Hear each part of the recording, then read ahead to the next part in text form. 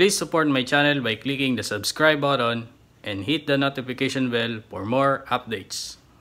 Power!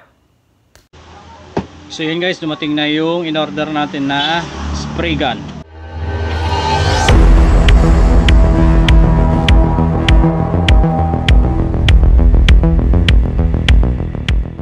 Mag-upgrade na tayo ng spray gun natin kasi ito yung ginagamit natin laging spray gun. Okay, kailangan na rin natin mag-improve and upgrade ng ating mga gamit dahil napo-foresight natin na hindi lang mga maliliit na CC yung gagawin natin mga motor, kundi tatanggap na rin tayo ng mga big bike or yung mga medyo premium yung bike na medyo meticuloso sila sa finish ng paint nila. So ang gagawin natin is, ito pala in-order ko sa Shopee, yung link nito nasa description. Ano siya, no? HVLP or high volume low pressure na spray gun. Ang nozzle niya is 1.3. So ito yung mga specs niya, no? Okay, then check na natin yung loob niya.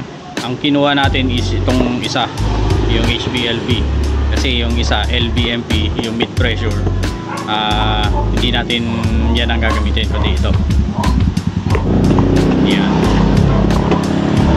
So yung nasa loob ng kahon is itong ano niya, yung cup.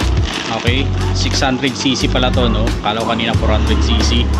Yan, ito yung kasama niya, yung cup na to. Check din natin yung kabila. Lagay muna natin siya dyan. Then ang mga kasama pa sa ano niya is yung cleaning tools. Andito na rin yung coupling niya at saka yung filter. Yan, yan yung kasama niya. Tapos meron pa siyang ganito, hindi ko alam kung para saan to. At yung parang ano niya, yung panglinis, parang ewan ko kung ano to, lubricant niya. Yan, lubricant. Tapos ito yung manual. Yan. Then yung mismong spray gun, check natin, oh. Nepboy, ang ganda. Ganda ng finish niya. Ayop na yan. Oh, Italco. Ang ganda. Uy, ito yung nozzle niya. Ayan. Okay, kumpara mo naman sa dati kong spray gun na ginagamit, diba? Ang layo. Ang layo, diba? Tapos yun pala, bumili kasi ako dati ng adapter, hindi ko magamit sa spray gun na to kasi hindi kasya. Ito yung adapter na to. So pwedeng ito yung gamitin ko na cup, or yung isa, yung upside down na pwede ka na doon mismo mag mix. Ito, kasya pala dito yung adapter na nabili ko dati. Ayos, ang ganda.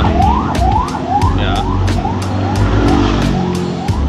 Tapos may kasama na siyang coupling, ano, yung sa quick release. Ito para to sa mga may quick release na hose. Ayan, syempre ilalagyan natin ng teflon to, pero ilagay na muna natin. Ayan. Tapos kabit natin yung mismong cup. Lagay muna natin yung filter nya pansamantala. Ito yung filter na kasama. Okay, so para mailagay mo yan siya, sabi siya nilalagay. Okay, dito nakaganito, pag ganyan yung pasok nya. Yung dito kasi sa dati pababa, ito papasok pa loob. So ganyan pa rin siya. Then sa kung siya kakabit ng ganito. Actually guys, honestly, no, first time ko to na mag-upgrade ng ganitong spray gun kasi medyo pricey talaga yung mga quality finish na spray gun. So ganyan siya. Pogi, ang ganda, boy. Ito yung sa adjustment ng fan. Yan, yung adjustment ng fan, yan yung matulis, tapos yung pabuga yung white spread, ito yon. Tapos ito yung sa volume nung liquid na bumababa, yung paint. Ito na may adjustment ng airflow. Pero meron na tayo dito ginagamit natin na pang control ng pressure, yung pang PSI gauge. Yan.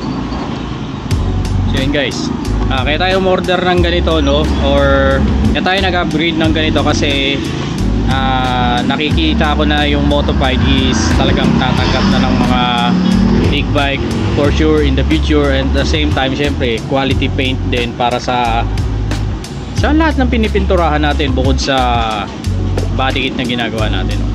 Pero sa ngayon syempre gamayin muna natin to. Syempre mas pogi yung tapos ng ano natin, no? Mas maganda kasi yung atomization nito kumpara sa ganito. Ito kasi kailangan mo pang i-bopping talaga ng todo. Pero ito actually binabopping pa rin naman. Pero pwede na siya actually as parang factory finish. So yun ang nasa isip ko, no? Comment na lang yung mga professional painter dyan. Sa baka may bigay kayong tip para din sa mga ganitong klaseng spray gun. Pero tingin ko matitame ko naman siya na mga ilang subok lang. So yun guys, excited na ako para sa gagawin nating project bike na NK400. Yung link pala ng product na to is nasa description or nasa comment section. Yan, i-click nyo lang yon. Actually guys, hindi ako nagbebenta nito, no? Sinishare ko lang kung ano yung gamit na nabili ko. So ganun lang siya. Bali yun guys, no? Magta-top coat na tayo. Ang gagamitin natin itong ICA Premium Clear Coat. Yan. Ito yung top coat na gloss, and ito yung hardener nya. So nagtimpla na tayo, no? Tapos nilagay na natin dito sa bago nating spray gun na pang top coat. Yan, yung Italco. Okay, so ngayon pa lang natin siya masusubukan, no? Pero feeling ko maganda na talaga yung pag-atomization nito kumpara sa mga dati kong gamit na spray gun. So ang fun niya is yung atomization niya ganito. Ayan. Ayan. So, maganda yung ano niya. Tapos ito yung parang pinaka wide niya. Ayan, ito yung pinakasagad. So pag pinake natin siya dito, ayan, maganda yung ano niya. So ayun, try na natin. Magta-top coat na tayo sa mga body kits natin.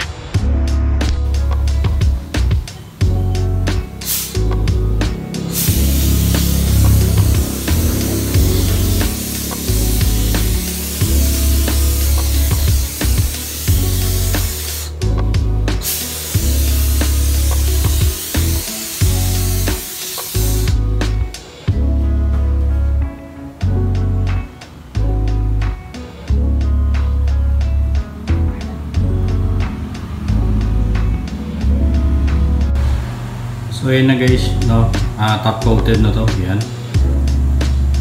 Okay. No? Ganda eh. Diba? Tapos black inner candy red yan, no? Tapos kapag nilagyan natin ng pag nasinagan siya ng liwanag, ganito siya. Yan, kapag inilawan natin siya ng malapitan, ganyan siya. Nagiging pula yan.